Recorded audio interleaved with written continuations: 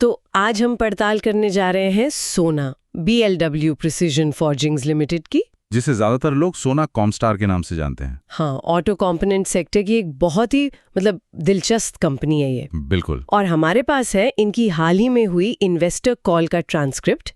ये Q3 FY26 के नतीजों पर है, जो 31 दिसंबर 2025 को खत्म हुई तिमाही है। और हमारा मकसद यहाँ सिर्फ आंकड़े दोहराना नहीं है। नहीं, हम तो उसके पीछे की कहानी समझना चाहते हैं। एकदम, कि भाई कंपनी का प्रदर्शन कैसा रहा, मैनेजमेंट का आत्मविश्वास कैसा है और भविष्य को लेकर उनकी सोच क्या है। क्या ये नंबर सिर्फ एक अच्छी तिमाही का नतीजा है या किसी बड़ी रणनीति का हिस्सा? यही तो सवाल है। ठीक है, तो चलिए इसे परत दर परत समझते हैं। सबसे पहले उन हेडलाइन नंबर्स पर नजर डालते हैं जिन्होंने बाजार का ध्यान खींचा है। हाँ, और बताया जा रहा है कि कंपनी के इतिहास की अब तक की सबसे बेहतरीन तिमाही रही है। वाकई, क्या नंबर्स हैं? देखिए, आंकड़े वाकई दमदार हैं।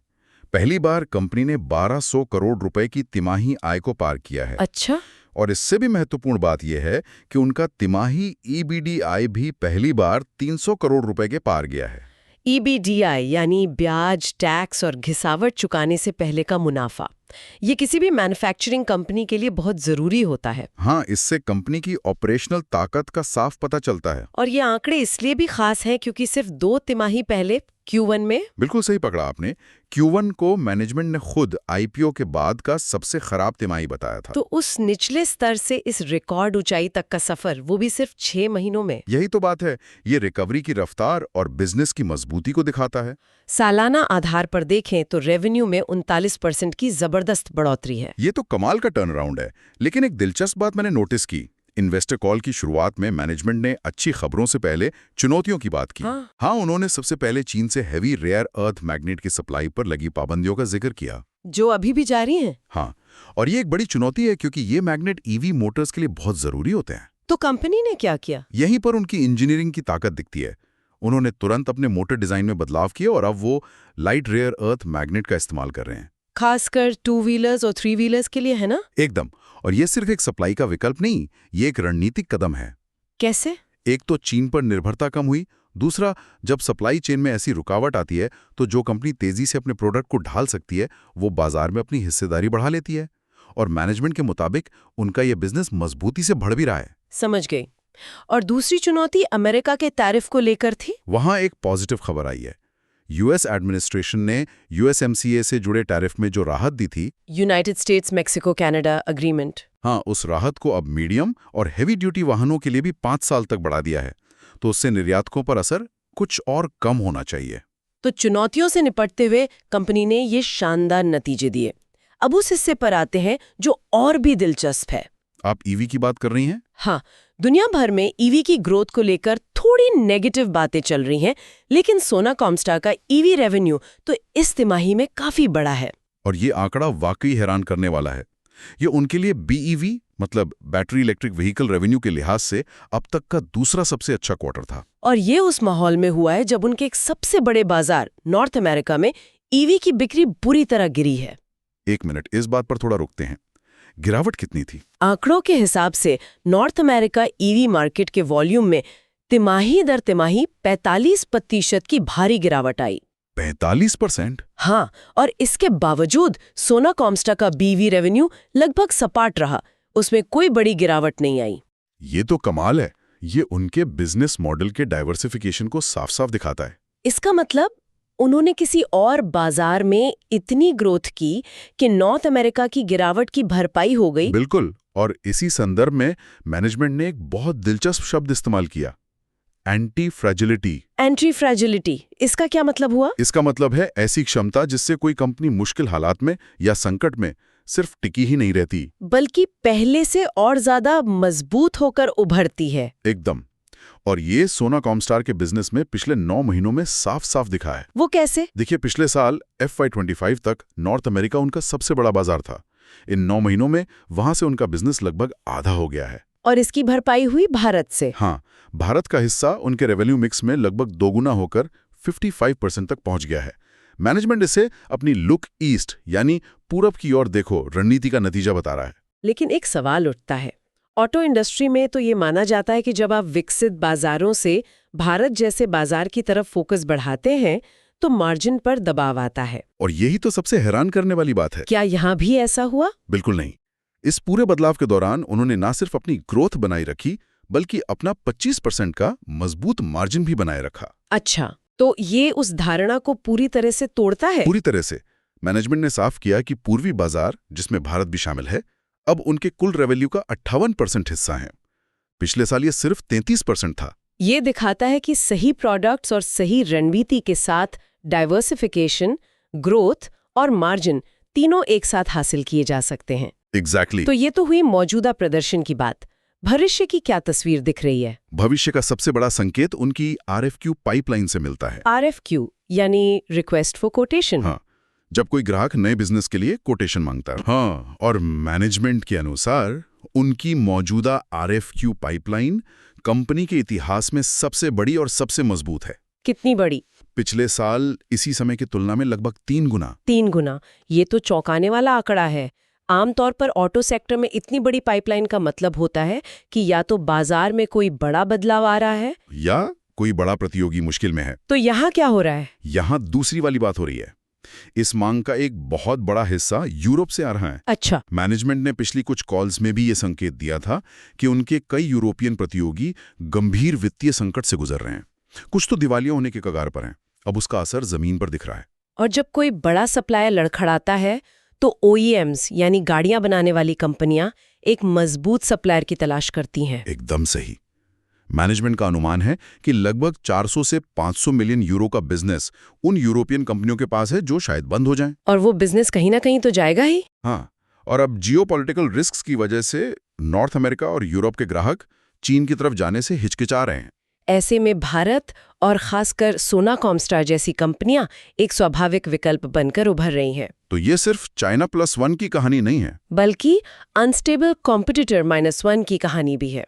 मतलब एक अस्थिर प्रतियोगी के कम होने का फायदा। बिल्कुल। ये एक ज्यादा आक्रामक सोच है और ये सिर्फ ड्रिवन लाइन बिजनेस तक सीमित नहीं है। स्टार्टर मोटर्स में भी यही हो रहा है। अच्छा, जो कि एक पुराना बिजनेस माना जाता है। हाँ, उसमें भी कुछ बड़े ग्लोबल खिलाड़ी इस सेगमेंट से बाहर निकल रहे हैं, तो वो कैपेसिटी भी कहीं और जाएगी। और जब किसी OEM को जल्दी में सप्लायर बदलना होता है तो वो किसी आजमाए हुए और भरोसेमंद पार्टनर के पास ही जाता है। चलिए अब प्रोडक्ट्स की बात करते हैं। नए प्रोडक्ट्स और R&D के मोर्चे पर क्या चल रहा है? वहां भी काफी कुछ हो रहा है। रिले बिजनेस, जिसका उन्होंने कुछ समय पहले अधिग्रहण किया था, उसके R&D रोड मैप को उन्होंने पूरी तरह से नया रूप दिया है। और एक नया प्रोडक्ट भी जोड़ा है, एयर स्प्रिंग्स। हाँ, ये आधुनिक रेलवे कोचों जैसे वंदे भारत या तेजस का एक जरूरी हिस्सा है जो सफर को आरामदायक बनाता है। इस एक प्रोडक्ट के जुड़ने से कितना फर्क पड़ेगा? बहुत बड़ा। मैनेजमेंट के मुताबिक सिर्फ इस एक प्रोडक्ट के जुड़ने से रेलवे सस्पेंशन सिस्टम में उनका एड्रेसेबल मार्केट 4 गुना बढ़ गया है। 4 गुना? ये तो एक छोटे से बदलाव का बहुत बड़ा असर है। बिल्कुल। और ऑटोमोटिव के अलावा उनके मोटर डिवीजन ने हाइड्रोलिक मोटर कंट्रोलर नाम का एक नया प्रोडक्ट बनाना शुरू किया है। ये खेती के उपकरणों जैसे ट्रैक्टर के लिए है? हाँ, ये कृषि उपकरण बनाने वाली कंपनियों के लिए उनकी पेशकश को और मजबूत करेगा। इन्वेस्टर कॉल में ADS यानी एडवांस ड्राइवर असिस्टेंस सिस्टम्स पर भी काफी चर्चा हुई। हाँ, ये एक बहुत बड़ा गेम चेंजर हो सकता है। भारत सरकार के नए नियमों के बाद तो इसमें बहुत बड़े अवसर दिख रहे हैं। बिल्कुल। सरकार ने ट्रकों और बसों के लिए ADAS सिस्टम को अनिवार्य करने का नोटिफिकेशन जारी कर दिया है। और सोना कॉमस्टार की एक सब्सिडरी है नोवेलिक। हाँ, जो मिलीमीटर वेव रडार सॉल्यूशंस में माहिर है। वो एक ऐसा अनोखा रडार बना रहे हैं जिसका फील्ड ऑफ व्यू 180 डिग्री का है। 180 डिग्री? इसकी खासियत क्या है? खासियत ये है कि ये एक अकेला रडार गाड़ी के चारों तरफ लगे 12 अल्ट्रासोनिक सेंसर और 4 कॉर्नर रडार को रिप्लेस कर सकता है। मतलब सिस्टम की लागत और जटिलता दोनों में भारी कमी। एकदम। मैनेजमेंट का तो यहाँ तक कहना है कि ये मौजूदा सिस्टम की कीमत का लगभग आधा हो सकता है। और वो इसके लिए पूरी तरह तैयार है? हाँ, उन्होंने चेन्नई में इसके लिए एक अत्याधुनिक प्रोडक्शन फैसिलिटी भी लगा ली है। तो ADAS एक नया ग्रोथ एरिया है, लेकिन इन सब नए मौकों के बीच मैनेजमेंट कंपनी के कोर बिजनेस स्ट्रक्चर के बारे में कैसे सोच रहा है? और मैनेजमेंट का जवाब उनकी सोच के बारे में काफी कुछ बताता है। CEO ने इस विचार को पूरी तरह खारिज कर दिया। उन्होंने अपनी बिजनेस यूनिट्स को फ्लाईव्हील्स कहा। फ्लाईव्हील्स यानी गतिपालक चक्र, जो एक बार घूमने के बाद अपनी गति बनाए रखता है? हाँ, उनकी रणनीति है एक ऐसा फ्लाईव्हील बनाना जो लगातार कैश पैदा करे, फिर उस कैश का इस्तेमाल एक और फ्लाईव्हील बनाने में करना। ये तो एक क्लासिक कैपिटल एलोकेशन स्ट्रैटेजी है। एक मजबूत बिजनेस से पैसा निकालकर एक नए हाई ग्रोथ बिजनेस में लगाना। बिल्कुल। ये दिखाता है कि मैनेजमेंट सिर्फ ऑपरेटर नहीं बल्कि एक निवेशक की तरह भी सोच रहा है। तो पहले ड्रिवन लाइन बिजनेस उनका पहला फ्लाईव्हील था। हाँ, उसने जो कैश बनाया उससे उन्होंने मोटर बिजनेस का अधिग्रहण किया, जो दूसरा फ्लाईव्हील बना। फिर इन दोनों ने मिलकर जो कैश बनाया उससे रेलवे बिजनेस आया, जो अब तीसरा फ्लाईव्हील है। तो ये सिर्फ अलग-अलग बिजनेस जोड़ने की बात नहीं है, बल्कि एक दूसरे को ताकत देने वाली एक पूरी मशीन बनाने की सोच है। यही सार है। और उन्होंने ये भी संकेत दिया कि भविष्य में वो एक और बिजनेस यूनिट जोड़ सकते हैं। उनके पास कैश भी तो काफी है, लगभग 1100 करोड़। हाँ, और वो एक और फ्लाईव्हील बनाने के लिए सही मौके का इंतजार कर रहे हैं। उनका कहना था कि सोना कॉमस्टर एक विकसित होती कंपनी है, जो आज है वो कल नहीं होगी। एक और सवाल था, ईवी ट्रैक्शन मोटर्स में इतनी मजबूत ग्रोथ कैसे आई, जबकि भारत में टू व्हीलर ईवी की बिक्री उतनी तेजी से नहीं बढ़ी? इसका श्रेय दो चीजों को जाता है। एक, उनके कई नए प्रोग्राम्स अब प्रोडक्शन में आ गए हैं, और दूसरा, मौजूदा ग्राहकों के साथ उनका बिजनेस शेयर बढ़ा है। यहाँ फिर से वही इंजीनियरिंग की तेजी काम आई, हैवी रेयर अर्थ मैग्नेट्स से लाइट रेयर अर्थ मैग्नेट्स पर तुरंत शिफ्ट होना। बिल्कुल। जब कोई प्रतियोगी सप्लाई की समस्या से जूझ रहा हो और आप तुरंत समाधान दे दें तो आपको उनका बिजनेस भी मिल जाता है। और थ्री व्हीलर ईवी सेगमेंट, वो भी बहुत तेजी से बढ़ रहा है। और ये सेगमेंट महत्वपूर्ण है क्योंकि जैसे जैसे गाड़ी का पावर बढ़ता है, मोटर और कंट्रोलर की कीमत भी कहीं ज्यादा तेजी से बढ़ती है। तो वॉल्यूम के साथ साथ वैल्यू में भी अच्छी ग्रोथ की उम्मीद है। हाँ, मैनेजमेंट को लगता है कि अगले 5 सालों तक ट्रैक्शन मोटर्स उनका सबसे तेजी से बढ़ने वाला सेगमेंट बना रहेगा।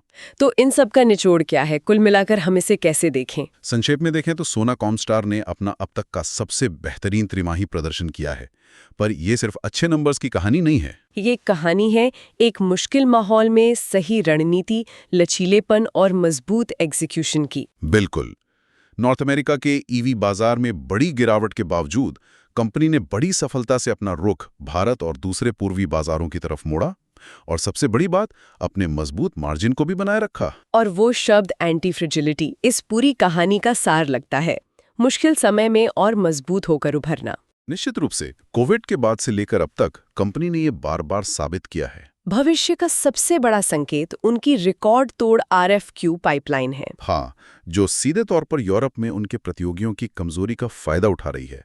इसलिए ये सिर्फ एक तिमाही का अच्छा प्रदर्शन नहीं, बल्कि एक मजबूत भविष्य की नींव लग रही है। इसी के साथ हम श्रोताओं के लिए एक सवाल छोड़ जाते हैं। मैनेजमेंट ने अपने बिजनेस यूनिट्स को फ्लाईव्हील्स कहा, जो कैश बनाते हैं और उस कैश से नए फ्लाईव्हील्स बनाए जाते हैं। पहले ड्रिवन लाइन, फिर मोटर्स, फिर रेलवे। और अब उनके पास लगभग 1100 करोड़ का कैश है और वो साफ साफ एक और बिजनेस यूनिट जोड़ने की बात कर रहे हैं। तो सोचने वाली बात यह है कि सोना कॉमस्टार का अगला फ्लाईव्हील क्या हो सकता है, और वो नया बिजनेस अगले 5 सालों में कंपनी को क्या शक्ल देगा।